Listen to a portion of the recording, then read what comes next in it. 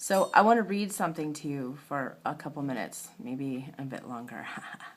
But I'll try to go slow, maybe, and if you need to rewind it, you go right ahead. This is from a PDF online. The first thing I want you to realize is that the primary tool or weapon Terrorcrats use to subjugate, control, and dominate their victims is words. By Terrorcrat, I mean coercive political agent or terrorist bureaucrat. A Terrorcrat is always an individual human being. Please think about this issue. How often has a Terrorcrat stuck a gun in your face and said, "Pay your taxes or else"? Compare this to the number of times Terrorcrats have sent you pieces of paper with words on them telling you what to do or what not to do and what penalties you may be subject to if you don't obey. Now please stretch your imagination and imagine a world in which nobody takes the words of Terrorcrats seriously. They say, "We are the government," and everyone laughs at them and asks, "Government? What's that?" And whatever they reply, they are greeted with more laughter. Then they say, "Our word is law and you must obey." Everyone just laughs at the Terrorcrat and asks, "Law? What's that?" Again, whatever they reply, they are greeted with more laughter. How much power would Terrorcrats have in such a world? I'm going to skip through some of this. Actually, there are three kinds of things Terrorcrats use to control their victims. The first is violence, the second is money, and the third is words. By violence here, I mean actual physical violence. Threats of violence are almost always expressed in words. How often has a Terrorcrat used actual violence to control you? Were you physically dragged into school, or were you coerced by words to go to school?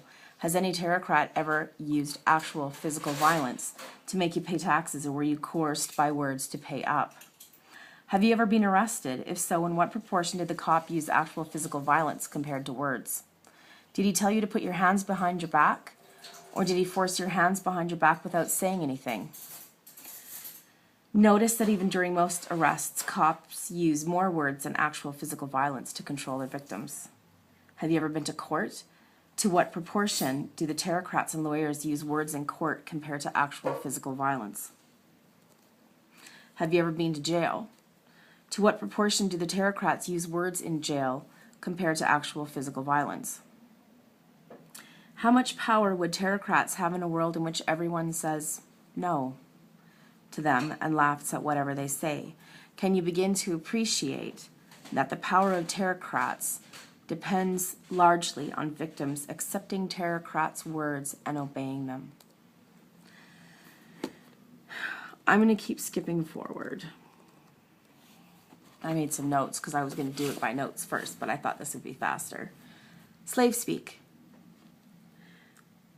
Slavespeak is the primary tool or weapon Terrorcrats use to subjugate, control, and dominate their victims. Slavespeak is not limited to the political domain. It includes all language that may put an individual at a disadvantage in relation to others and to the world in general. It probably occurs in most domains of human endeavor: philosophical, psychological and emotional, economic, religious, political, legal, scientific, and health. 3 examples this document gave for psychological and emotional Slavespeak were "nobody likes me," "women always betray me," and "you make me angry." Words of the Slavespeak bend are words like state, government, law, king, constitution, queen, president, prime minister, nation, country, anthem, borders. These words are abstract words. They are not real words. I'm going to read you a story that's within this document. I just have to scroll down and find it. 2 tribes. I'll try to take this part slow. Consider 2 different isolated tribes somewhere in the jungles of South America. Call them Tribe 1 and Tribe 2. Each has its unique language with its own structure. The language of Tribe 1, Language 1, tends to be very literal. A man who fishes, for example, is called man who fishes. The same man while sleeping is called man who sleeps while talking, man who talks while running, Man who runs while eating, man who eats. While writing, man who writes. While making a chair, man who makes a chair. While giving orders, man who gives orders, etc. In language one, distinctions are made between different kinds of words. Thing words, do words, how words, funny words, story words, order words, panic words, what, who, where, why, and when words, etc. High-level abstractions are rare in language one. To the people of tribe one, any word that doesn't refer to something physically perceivable is highly suspect. Their test for reality is physical. The language of tribe two, language two, is very different. A man who obtains his wherewithal mostly by fishing is called fisherman. This system of nomenclature would seem absurd to the people of tribe one. How can you call someone a fisherman when he is not fishing but sleeping? Language two contains many high-level abstractions like happiness. People from tribe two can talk for hours about happiness. To someone from tribe one, this would be incomprehensible. They only talk about woman who is happy while she is happy and woman who is sad while she is sad. The notion that you could separate happiness from a real person being happy and talk about happiness as if it existed by itself would be completely unthinkable to someone from tribe one. To the people from tribe two, any word being used is automatically assumed to be part of existence, otherwise people wouldn't use it. To someone from tribe one, the word existence would be a meaningless absurdity because in their mentality only particular objects exist. In tribe two, the test for reality is agreement. In tribe two, the test for reality is agreement.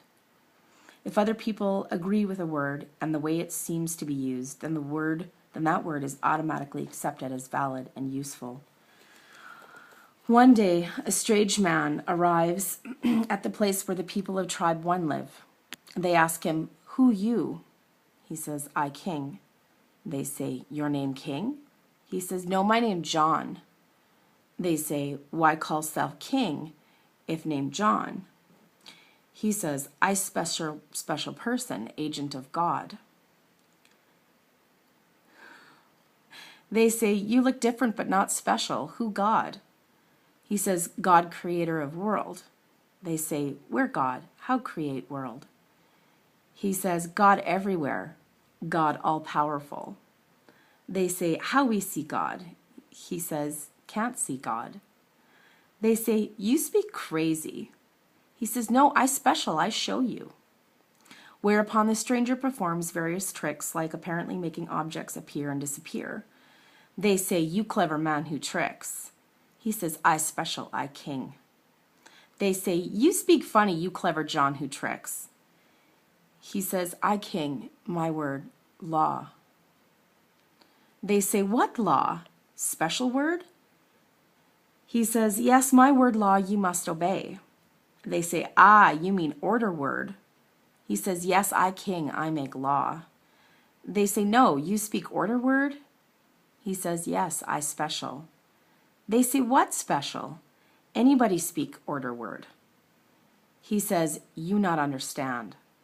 They say, "No." Eventually, John the stranger gives up trying to convince the people of tribe one that he has a special status and that his words are different from the words of anyone else. So he leaves to search for more gullible and impressionable victims elsewhere. For many days and nights, he trudges through the jungle before discovering the people of tribe two. They say, "Who you?" He say, "I King." They say, "Your name King?" He say, "No, my name John." They say, "Why call self King if named John?" He say, "I special person, agent of God." They say, "You look different. What God?" He say, "God, creator of world." They say, "Where God? How create world?" He say, "God everywhere, God all-powerful." They say, "Show special?" Whereupon the stranger performs various tricks like apparently making objects appear and disappear. They say, "You're King, agent of God." He say, "Yes, my word law." They say, "What law?" he say, "Law, special word of God through me, you must obey." Whereupon the people of tribe 2 bow down and kiss the feet of John.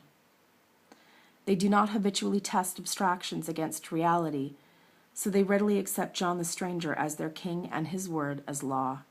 Thereafter, all he has to do to subjugate, control, and dominate them is open his mouth.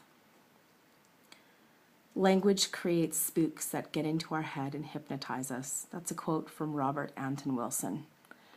I've been reading to you from the Anatomy of Slavespeak. I think it was written by Frederick Mann. Yeah. If you Google the Anatomy of Slavespeak PDF, those terms on Google, you should be able to find it. It's a 40-page document. It's a very interesting read. Changed everything I came to understand about our system in this world and just how enslaved we are by the English language. There are many words we have in our culture that other cultures don't have. One off the top of my head that's always stuck with me is the English language has a word for criminal. Many First Nations languages don't, because they don't believe that people are criminals. They believe that they're in need of healing or a reteaching. So I just got inspired to share some of the Anatomy of Slavespeak with you. I hope that was helpful or gave you some new insights or inspiration. Thanks for listening. Bye for now.